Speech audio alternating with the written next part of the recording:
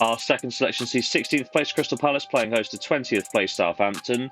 And Crystal Palace, they picked up a solid away draw on the south coast against Bournemouth in their last games. Whilst the Cherries did edge the game statistically, neither side were able to make the breakthrough with the final score 0-0.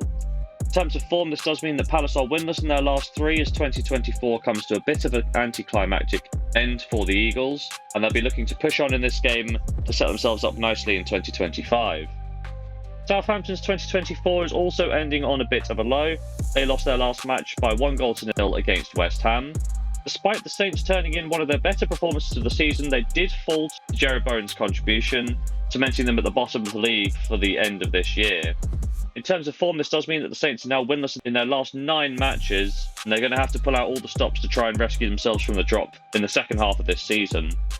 In terms of the head-to-head record, the Eagles picked up a win in the last game, with Eberechi Eze being the difference between the two sides. His brace was the only thing that set the sides apart in a 2-0 win for the away side.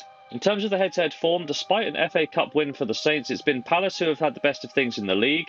They've won each of the last 3 encounters and are unbeaten in the last 4 meetings. My prediction for today's game is, despite a change in management, Southampton have continued their losing ways. Crystal Palace, aside from the stutter against Arsenal earlier in the month, have performed pretty well and should have enough about them to beat a hapless Southampton side.